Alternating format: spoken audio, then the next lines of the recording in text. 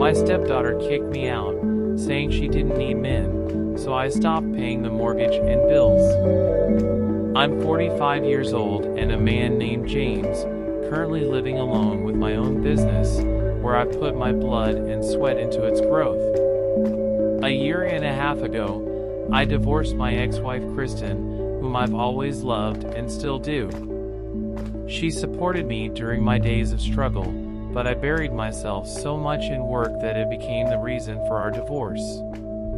We never argued because I never responded. She just complained that we never spent time together and that I always took her for granted. She always wanted to have a child, but I insisted we wait. She got impatient, and I told her I didn't want to have a child. That was the turning point in our relationship, and I didn't expect her to immediately send me a divorce notice the next day. I didn't beg her to stay, although I really wanted to stop her. I just let her go, and I deeply regret not stopping her. After we separated, she immediately got married, a few months after our separation, and got pregnant. The way she moved on in the blink of an eye infuriated me. The truth is, it kept bothering me. She had an affair while we were married. I could have had my sources investigate, but I decided it wasn't worth it. I decided to marry just to spite her. I wanted to show her that I had moved on. I married Marga, a fairly attractive woman who didn't look her age of 33 at all. She seemed young and worked as a low-level model. At 20, her daughter was 14 and named Ariane. Margaret had raised Ariane as a single mother, and most of the time, she had older, wealthy boyfriends, or what people probably call sugar daddies. I spent a couple of nights with Margaret after meeting her at a charity auction. She was one of those event hosts looking for a new man after a breakup. My marriage to Margaret was subject to rules I had made very clear. She had to be a trophy wife who would come with me to public events and act as if we had a perfect functional family. She didn't want to work after getting married, so I told her she would have household chores.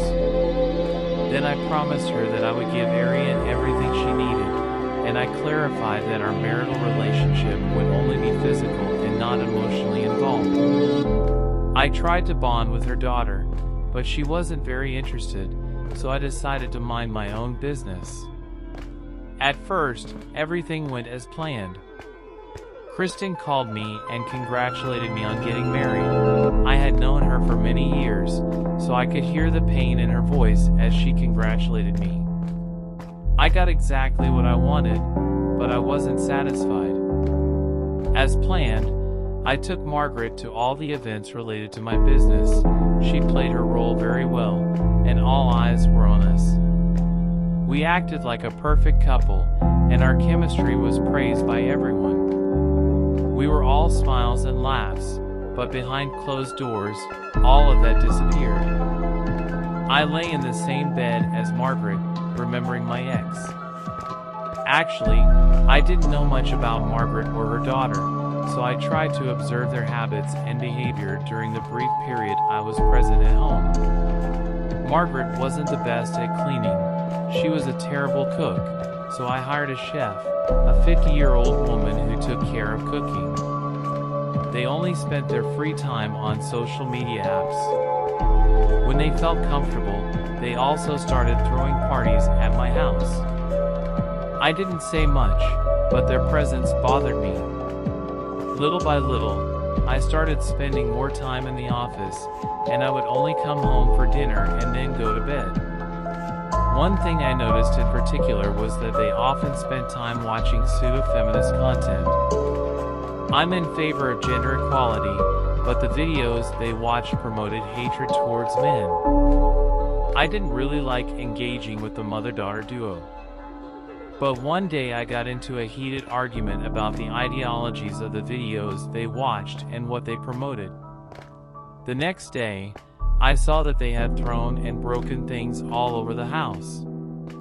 Margaret justified it by saying it was to show her anger because otherwise, men wouldn't listen to women's voices. She started shouting at the top of her lungs, and I had to raise my voice above hers to get my message across.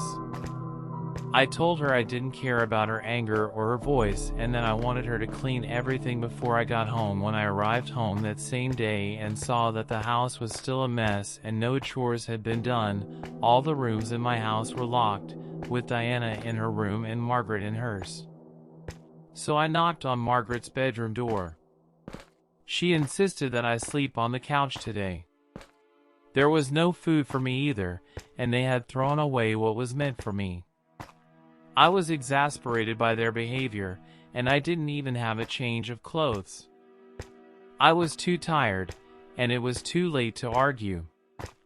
I spent the night tossing and turning, contemplating whether I had made the right decision or not. The next day, I got up and went to work. Margaret still refused to open the door, and I left tired and groggy. I came back home at night, and I found the house completely messy. Margaret told her to only cook for two, and they ate before.